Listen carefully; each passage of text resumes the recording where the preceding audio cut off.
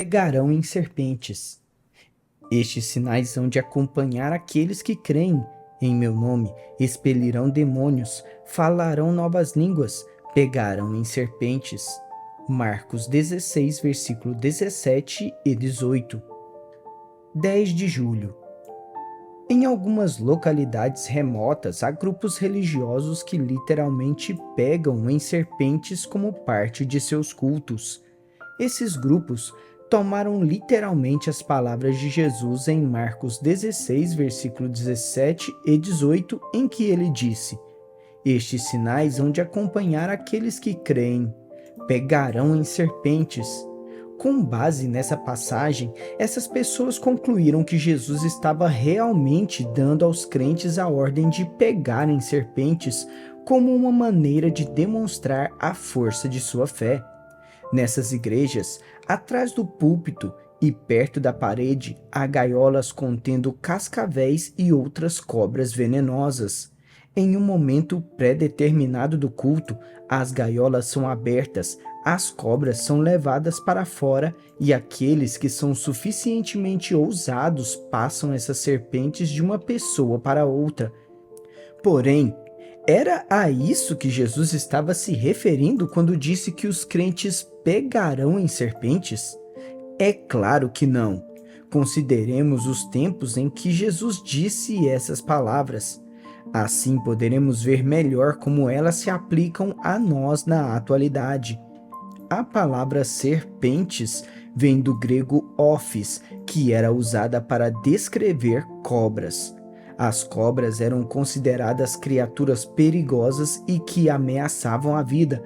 As pessoas tinham um especial medo de cobras porque, na época, o sistema rodoviário era pouco desenvolvido.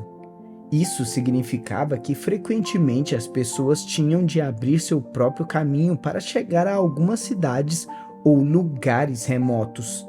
Serpentes perigosas e peçonhentas ficavam escondidas em rochas ou capinzais e frequentemente picavam os viajantes, causando morte prematura.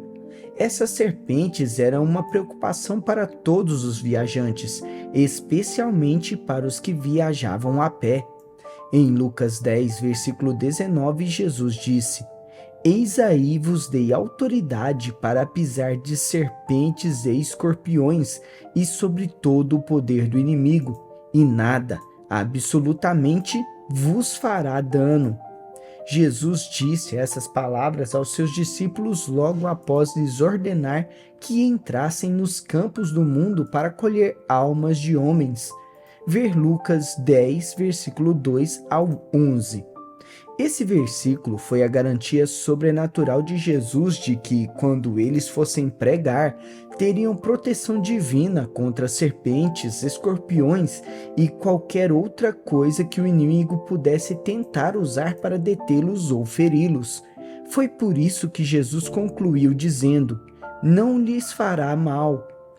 Perceba, porém, que além de serpentes, Jesus também mencionou escorpiões. No Oriente Médio, os escorpiões eram extremamente temidos por serem carregados de peçonha mortífera. Com uma picada da cauda de um escorpião, uma pessoa poderia ficar permanentemente paralisada ou até mesmo morrer. Quando as pessoas viajavam a pé, a perspectiva de encontrar um escorpião era tão assustadora quanto o pensamento de serpentes. Os escorpiões se escondiam nas rochas e nos barrancos da estrada. Portanto, sentar-se na rocha errada ou pisar acidentalmente no lugar errado da estrada poderia resultar em desastre. A promessa de Jesus a seus discípulos de que eles pisariam sobre serpentes e escorpiões era muito importante. A palavra pisar vem da palavra grega pateu, que simplesmente significa caminhar.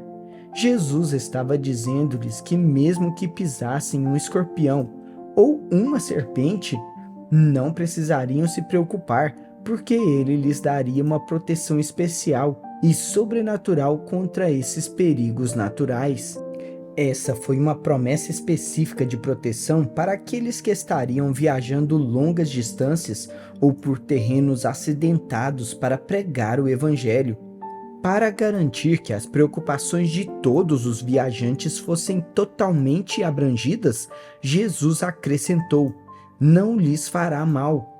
A expressão fará mal é a palavra grega adikeo, que significa sofrer injustiça ou sofrer algum tipo de mal ou maldade.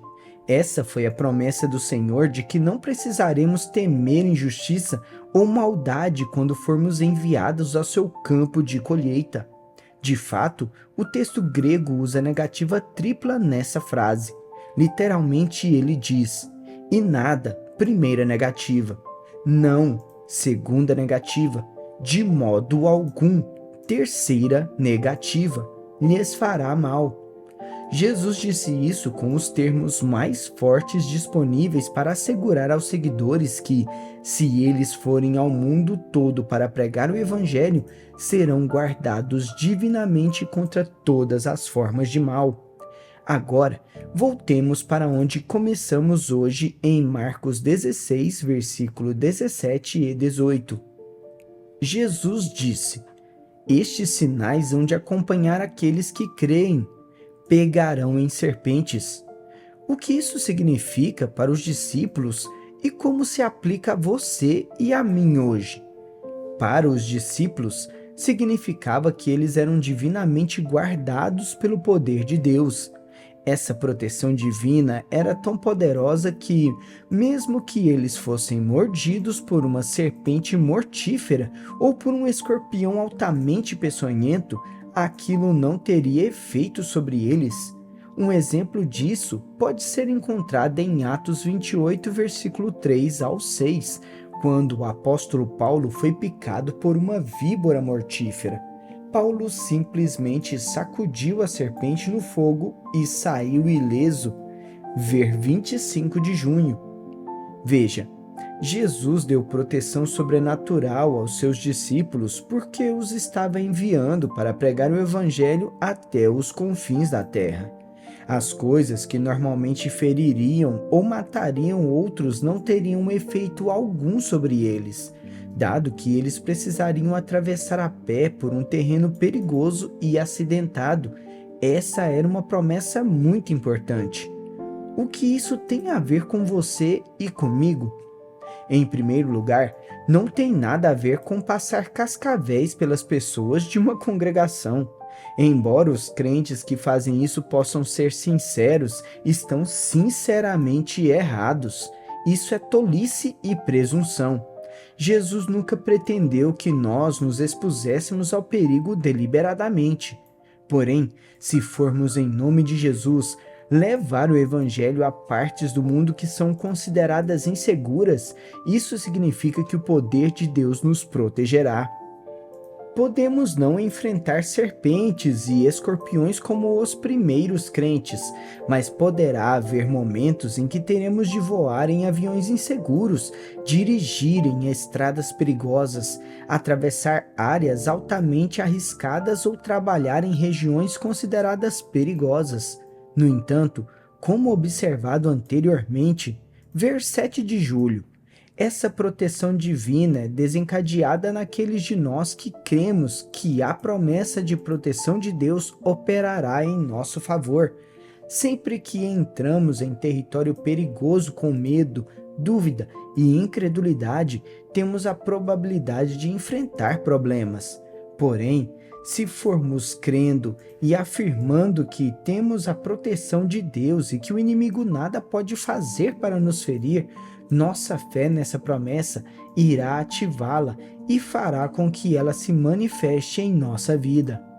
Em resumo, antes de sairmos em viagem missionária, mudarmos para o campo missionário ou irmos a qualquer lugar considerado perigoso com o propósito de divulgar o Evangelho, precisamos ter certeza de que cremos e reivindicamos ativamente a promessa divina contida nesse versículo. Ouça essa oração e veja se ela se encaixa em sua vida. Senhor, creio que a tua palavra é verdadeira. Por fé, eu afirmo que nada há que o inimigo possa fazer para me ferir ou machucar quando estou viajando para levar o teu nome a uma nova parte do mundo ou a pessoas que não te conhecem. Eu te agradeço por essa promessa de proteção divina para a minha vida. Sou muito grato por teres me protegido com o teu poder e por o inimigo não poder me destruir. Assim eu oro em nome de Jesus. Para refletir. Você consegue pensar em exemplos em que as pessoas que você conhece pessoalmente foram sobrenaturalmente protegidas pelo poder de Deus? Em outras palavras, quando algo catastrófico aconteceu, mas não teve efeito sobre elas? Se você tem conhecimento de alguém que foi ferida em uma viagem missionária, sabe se essa pessoa tinha fé naquela viagem?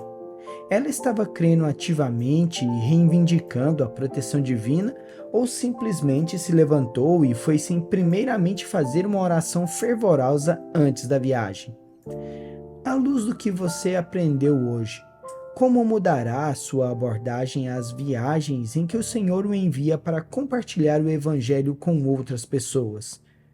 Se nós formos, em nome de Jesus, levar o Evangelho a partes do mundo consideradas inseguras, o poder de Deus nos protegerá. Independentemente das condições que sejamos forçados a enfrentar, a nossa fé nessa promessa de proteção irá ativá-la e fará com que ela se manifeste em nossa vida a cada passo do caminho. Até o próximo devocional.